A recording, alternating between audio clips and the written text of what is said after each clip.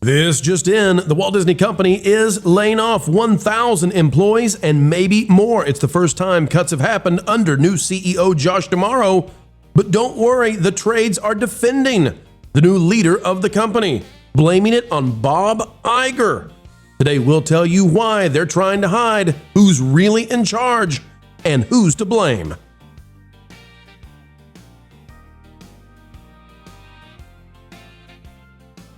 Folks, welcome back to the channel that brings you not more of the same, but every day the latest headlines for tomorrow. The drive-by stopping by right now with their jumbo pencils ready. And today we're talking about the breaking news that Disney is getting ready to fire a lot of people, a lot of Mouseketeers, losing their jobs and getting pink slips. Oh dear. Folks, as we dive in, click the like button. We've got a lot to say. It's on the way right now. The former mousy messiah, Bob Iger, CEO of the company, is gone, but changes have not switched over in terms of layoffs and move-on-overs, get out of here from the Disney company. This out of Deadline by Dade Hayes and Patrick Hypes. Disney to lay off up to 1,000 employees in first cuts under new CEO Josh D'Amaro. But lest you say, oh, Josh, what have you done to us? Folks, it's not his fault. And Deadline and the other Hollywood trades are making sure they say that over and over and over again. No, don't blame Josh. Joshua had nothing to do with this. Disney, it says, is planning to lay off as many as 1,000 employees over the next few months. Deadline has confirmed the first cuts to come from the entertainment giant since naming its new CEO, Josh D'Amaro. The company's global headcount stood at a bit more than 230,000 as of the end of the most recent fiscal year, with most of that being part-time theme park workers. Yeah, I got a feeling that's not who they're cutting. In January, the company upped veteran exec Asad Ayaz to chief marketing brand officer after announcing a plan to consolidate marketing at the film, TV, and streaming operations and eliminate duplication. Many of the cuts announced as part of the new round of layoffs are related to that move, according to a person familiar with the reduction. So let's play the game along with Deadline. Let me show you how they like to frame it, because it's all in defense of Disney and protect Josh D'Amaro. Disney is planning to lay off 1,000 employees, they say. Then they tell you that, well, there are 230,000 employees. What is that for? Well, it's to make you think this is a teeny weeny itsy bitsy percentage. Don't worry about it. Okay. And most of the 230,000, they're part-timers, right? They're theme park part-time workers. They're sprinkling pixie dust on the tilt-a-whirl or whatever they got down there. And then what do we find out as we go deeper into the article? Well, we find out in this paragraph right here that most of the 1,000 are hitting film, TV, streaming. Dana Walden is in charge of all that, right? She was in contention to be the CEO. Dana Walden, the pick from Bob Iger, it's her people. It's not the theme park people.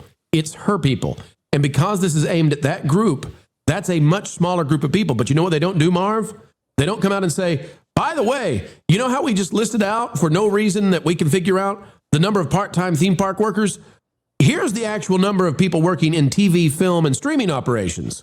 Because I bet you it's a lot less. And I bet you that percentage would look worse for Disney. We'll read more in just a moment. But Marv, your thoughts on the way this has been framed by Deadline and the protection that's happening for Josh D'Amaro? If they were to point out that they were losing a large percentage of their TV and film and streaming, staff, it would probably cause a panic with investors and the stock would drop even more. So that's probably what they're trying to avoid by trying to say that they're pulling it from the larger pool of 230 or 250,000 workers. But it sounds like, from what I had read in other posts, that they're saying this isn't Josh's decision. This was put in place before Josh took the reins, which means this is a Bob Iger decision. So you're telling me Bob Iger did something that's going to be deeply unpopular and then jumped ship in his escape pod to let his successor take the blame for it? This is my shocked face. Well, that's interesting you should say that, Marv, because I think it's another defense of the Walt Disney Company currently and not the Disney past. Let's talk about this. And as we do, Nat, I'm going to go to you because this is so fascinating to me. The defense that's happening out of the Hollywood trades says, while the layoffs are noteworthy, they are a fraction of the size of the cuts overseen by former CEO Bob Iger. That meanie. Oh, wait, we were supposed to worship at his mousy messiah feet for like a decade. Mean old Bob Iger, he cut a lot of more people when he rejoined the company. From 2023 to 25, multiple rounds eliminated some 8,000 workers, achieving cost savings of $7.5 billion. The figure came in far higher than Disney's initial forecasts.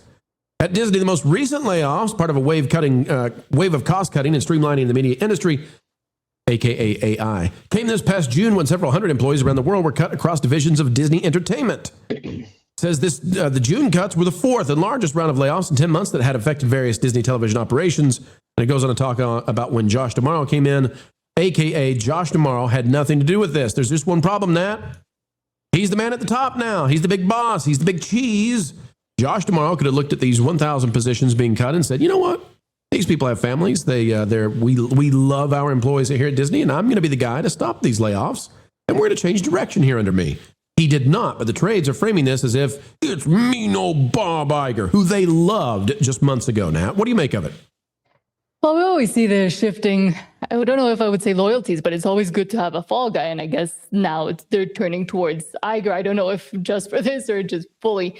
But at the same time, when new CEOs come in, we always do see these rearrangements and changes. So might they just be saying that these were planned beforehand so it doesn't all fall on the new CEO that they want to start propping up? And instead, they know kind of people don't really like Bob Iger that much. So now they can go after and say a bit more of the truth, maybe.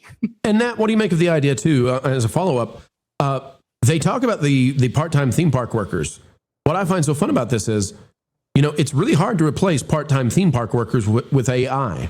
It turns out you have to have somebody standing outside the bippity-boppity boutique to tell the kids, come on in and get your hair cut. It's the positions that can be replaced with AI that they're cutting.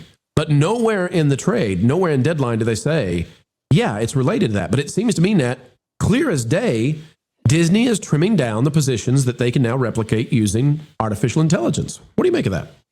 I don't think they'd come out and say it right away because that would create mass panic, I guess. But at the same time, acknowledging exactly that there are still positions and work that is necessary that humans do.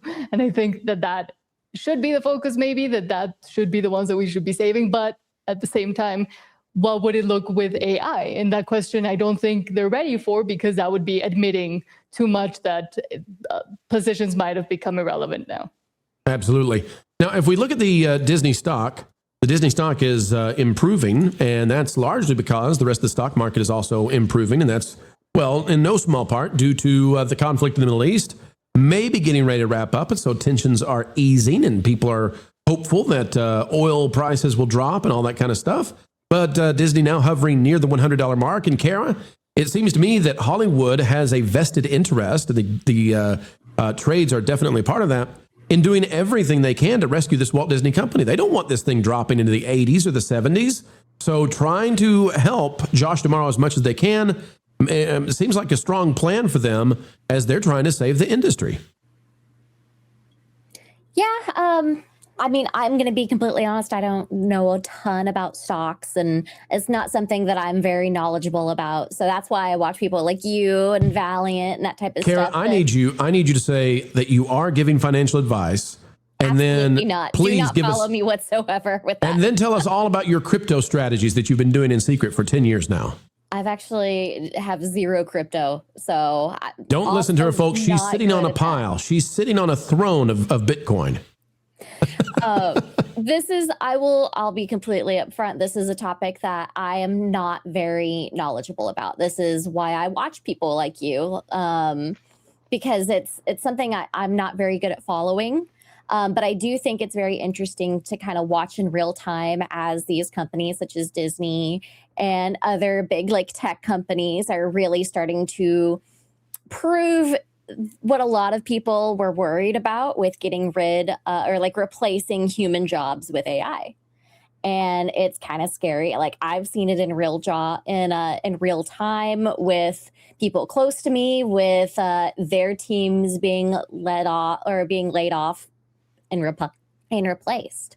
So it's just it's solidifying those kind of worries that have been kind of stirred up, and it breaks my heart. But at the same time, like this is what people are pushing for right now.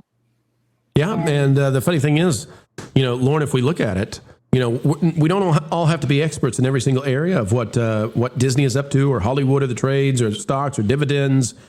You can easily see that the way the media treats Josh D'Amaro versus Bob Iger it's fascinating. It's like the baton was handed off, right? So now Josh D'Amaro is the head of Disney.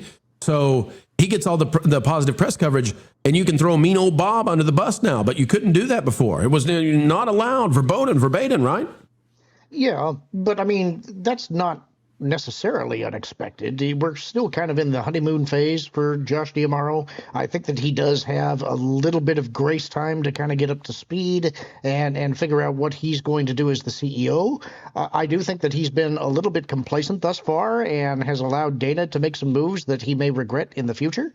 So I am curious to see if he does anything to try and solidify his position. And that may be part of why the press is coming out with stories this way. He may be exerting some pressure to make himself look better than he might otherwise, If I were in his position, I would immediately be trying to shore up my position as best I could. All right, well, let's play this game. We've gone around the horn. Let me wrap it back at the guy that we started with, Marv. Marv, if this was David Zaslav or if this was the Ellisons, would the media cover it this way? No. And why not? These people have families. It would be all that because Disney, for some reason, there is a special preference given to Disney by the Hollywood trades. We see it with Variety a lot. We see it with the Hollywood Reporter. We see it with Deadline, all owned by the same company, by the way. So yeah, I don't know what it is, but for some reason, man, they are pretty on board with everything Disney wants to do. And they'll defend them. They'll defend who's ever at the top of it. Well, the question now becomes, could Josh D'Amaro have said, I'm going to undo these layoffs, or is Bob still the chairman of the board and Bob is still calling the shots? Well, he's not the chairman of the board anymore, but he does wield serious power. He is there as a consultant. And I think that these are probably beneficial cuts to the company, not to the families, obviously. And we never take joy anybody losing their jobs. That's a sad thing. But I bet for the company, for their bottom line, this is a positive. And I bet Josh D'Amaro probably looked at it and said, and I'm speculating here, but I bet he looked at it and said, I'm pretty happy these decisions were made and they're underway. And that this will go down against Bob Iger and not on me. This is all positive. This is great, boys and girls. And that's where we are with Disney. And the trade's only too happy to cover it in the smiling way they do. Remember, Disney has 230,000 employees, so this is very few. Now, a very small percentage. P.S. Please don't read down in the article that most of those are part-time theme park workers. Put this baby to bed. This video is over. Turn off the lights, but not quite yet, folks, because we do ask one final thing before we say goodbye, and that is, would you consider clicking the like button, share, subscribe, click it and stick it to those algorithms. It is the notification bell, and drop a comment down below. Also greatly appreciated, anytime you would like to share this out on your favorite social media platforms, well, we would love that, and we'd also love to hear your thoughts. Folks, drop a comment down below and use that beautiful mind of yours. If you would not mind, we'd love to know what you're thinking. Also, if you would like to become a member of the channel, it's as simple as clicking the join button. It is the price of a soda per month, and you'll gain access to all kinds of new, cool, exclusive information. Folks, until the next time we have the honor of spending time with you, keep learning, keep growing, and as always, keep having fun.